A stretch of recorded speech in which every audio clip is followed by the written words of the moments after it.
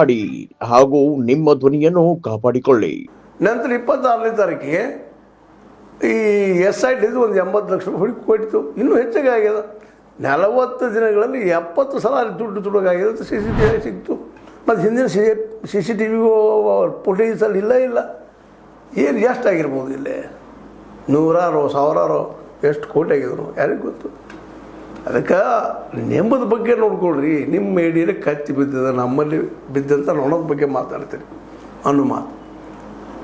ಇದೆಲ್ಲ ನೋಡಿದಾಗ ಇವತ್ತು ಏನಪ್ಪ ಅಂದರೆ BJPಗೆ ಇವತ್ತು ಟಕ್ಕರ್ ಕೊಡೋದಕ್ಕಾಗಿ ಕಾಂಗ್ರೆಸ್ ಪೂರ್ಣ ಪ್ರಮಾಣದಲ್ಲಿ ತಯಾರಿ ನಡೆಸ್ಕೊಂಡಾಗ ಇವತ್ತಂತೆ ಕರ್ನಾಟಕದಲ್ಲೇ KPCC ಅಧ್ಯಕ್ಷರು ಮಾಚಿನ ಮಾಲರು BK ಹರಿಪ್ರಸಾದ್ ಯಾವುದನ್ನು ನಿರ್ದಾಕ್ಷಿಣ್ಯವಾಗಿ ಅದರಲ್ಲೂ ಸಂಘ ಪರಿವಾರದ ವ್ಯವಹಾರಗಳು ಬಂದಪ್ಪ ಅಂದರೆ ಭಾಳ ನಿಷ್ಠುರವಾಗಿ ಮಾತಾಡೋದ್ರ ವ್ಯಕ್ತಿ. ಅವ್ರ ಜೊತೆಗೆ ಖರ್ಗೆ ಅವರೊಬ್ಬರು ಕೂಡ್ಕೊಂಡಿದ್ದಾರೆ. ಹೀಗಾಗಿ ಇಡೀ ರಾಜ್ಯದ ತುಂಬ ಇವ್ರದ್ದು ಧ್ವನಿ ಮತ್ತು ರಾಷ್ಟ್ರ ಮಟ್ಟದಲ್ಲೂ ಸಹಿತ ಖರ್ಗೆ ಅವ್ರ ಚರ್ಚೆ ಜೋರು ನಡೀತಾ ಇದೆ. ಇಬ್ಬರಲ್ಲಿಯೂ ಭಾಷಾ ಪ್ರಬುದ್ಧತೆ ಅದ. ಇಂಗ್ಲೀಷ್, ಹಿಂದಿ, ಕನ್ನಡ ಇವುಗಳು ನಿರರ್ಗಳವಾಗಿ ಮಾತಾಡಬಲ್ಲರು ಮತ್ತು ವೈಚಾರಿಕವಾಗಿ ಮಾತಾಡಬಲ್ಲರು, ವಿತ್ ಡಾಕ್ಯುಮೆಂಟ್ರಿ ಮಾತಾಡಬಲ್ಲರು.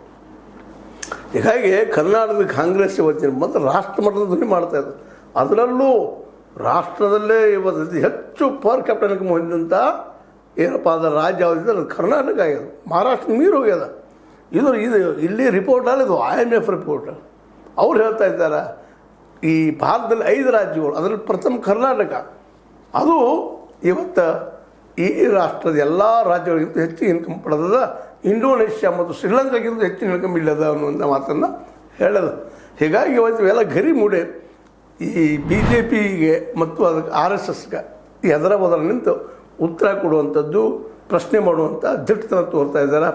ಜೊತೆಗೆ DK ಅವರು ಸಹ ಪೂರ್ಣ ಪ್ರಮಾಣದಲ್ಲಿ ಕಾಂಗ್ರೆಸ್ಸಿಗರಿರೋದ್ರಿಂದ ಸಹಜವಾಗಿ ರಾಹುಲ್ ಗಾಂಧಿ ಅವರಿಗೆ ಕರ್ನಾಟಕದ ಈ ಎಲ್ಲ ನಾಯಕರು ದೊಡ್ಡ ಶಕ್ತಿ ಆಗ್ತಾ ಇದ್ದಾರೆ ಇವತ್ತು.